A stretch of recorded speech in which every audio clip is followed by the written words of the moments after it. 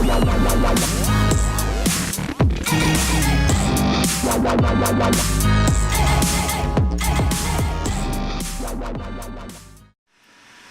so what's up guys, it's your poor boy FPV coming back at you with a video. This is going to be one for my flight controller playlist, and what I'm wanting to do is dang, I need some light. What I'm wanting to do is show you guys how I got this kisscc flashed and installed in my computer, in my drone.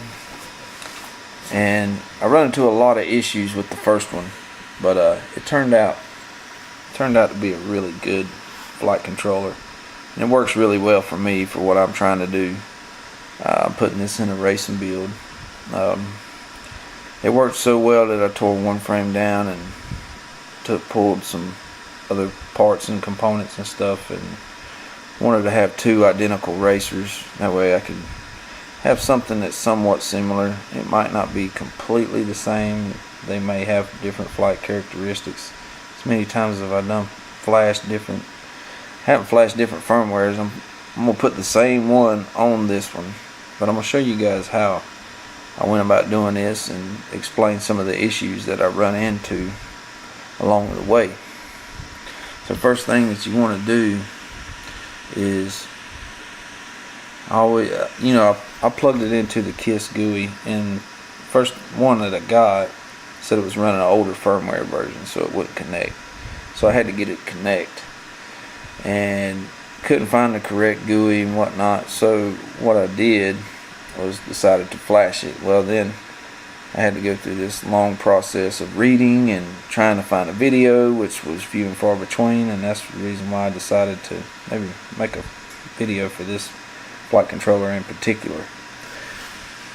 So what I did is I went into this Kiss Flyduino Kiss Racing website, and what you do is you just go into the download section, and this is the kisscc 16 amp ESCs, and of course my computer is running really slow. And this is the firmware that I'm using, and it works really good. Some other users in the Kiss Flyduino group suggested this. This is a stable release, but this is also a release. I couldn't get this one to work. I don't know why, but it would not work. So I went with this one, and it works really well for me. So I'm going to put it on this flight controller too as well. Once you have that, you also want to go into the Kiss GUI right here, and you can get your configurator. And I'm running a Windows 10 64, so this is the one that I downloaded. Yours may be different. You may need this one. If you have a Mac, you're not going to have the connection issues that us Windows users have, but that's the reason why my channel is Poor Boy FPV. I don't have a Mac and don't have any desire to spend $1,500 on a laptop. But once you have these configurators and firmwares downloaded on your computer, you also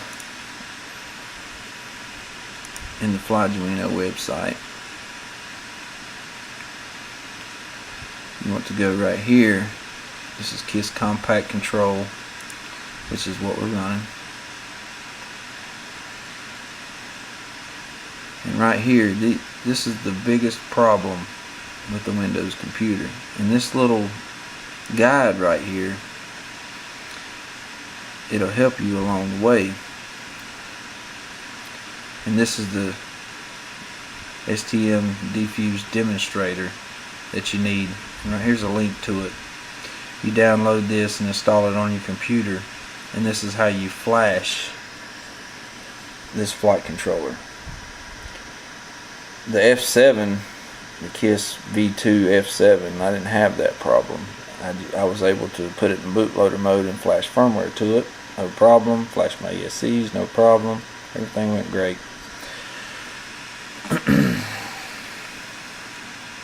And once you get this demonstrator installed, you also want to make sure when you plug it in DFU mode that this is what you see in universal serial bus controllers, not universal serial bus devices, but universal serial bus controllers, STM device and DFU. That's what you want to see when you plug it in and you're holding this bootloader button.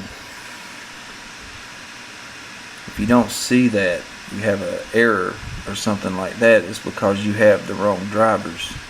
It's important to uninstall all drivers associated and replace them with the correct drivers.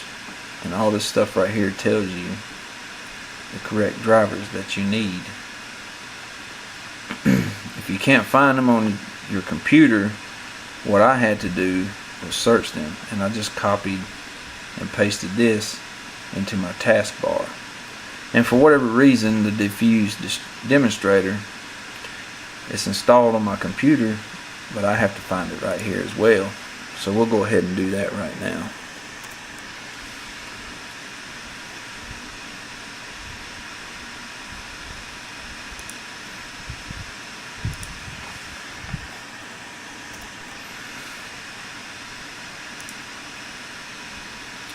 And this is what your screen should look like.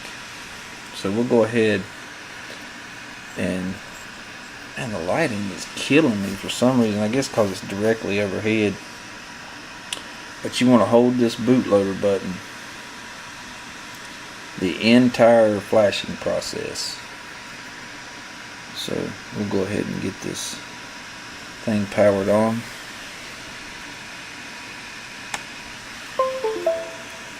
You see you have a solid green LED, and you should see STM device in DFU mode.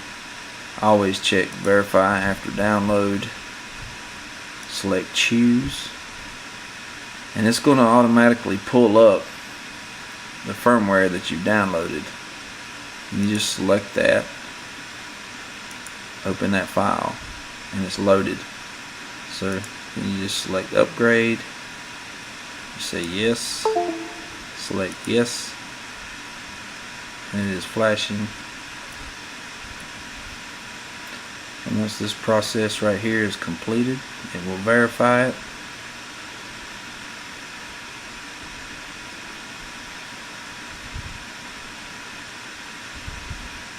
And you should see successful.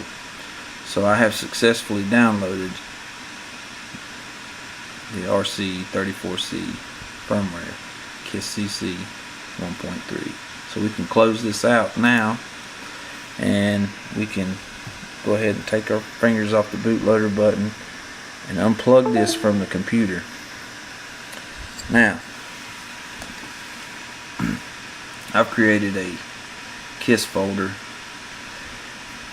strictly dedicated to KISS stuff because it's a bunch of it.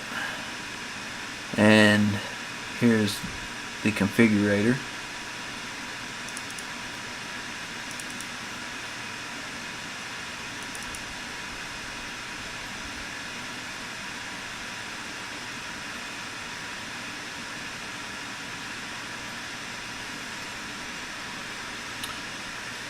Let's plug it. It's telling me this is an outdated version, but this works really well for me, version 2.0.9. If it ain't broke, I ain't gonna fix it, I ain't gonna change it. I'm gonna continue to use it. So let's connect this thing up. You should see a COM port. And the status light is lit up and it's solid blue. So let's connect. And it's telling me that my flight controller is not activated. Make sure you have internet or it will not activate.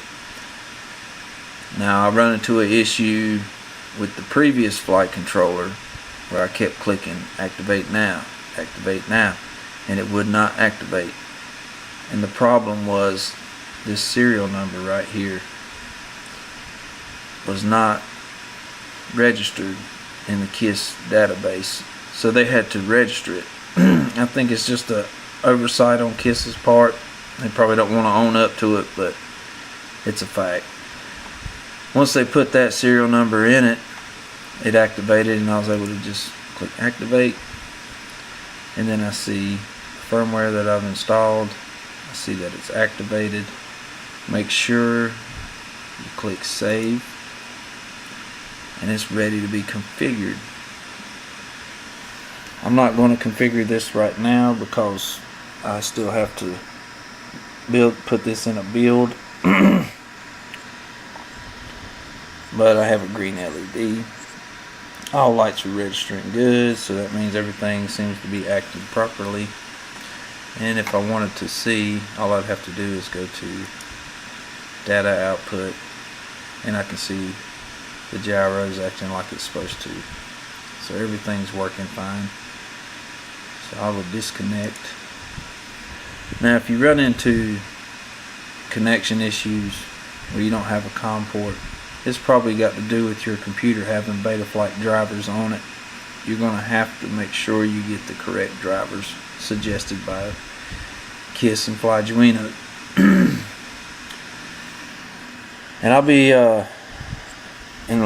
later on in another video, I'll be showing how to get these speed controllers flashed.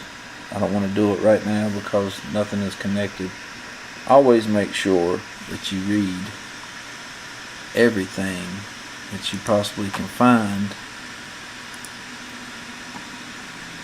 in the knowledge base, other areas, even in RC groups you can find great information that'll help you along the way. It's always really good to have a real good understanding of what you're using, and it'll make life a little easier sometimes. I hope this video helped somebody out. Please hit the like and subscribe. And this is your poor boy FPV. Peace out.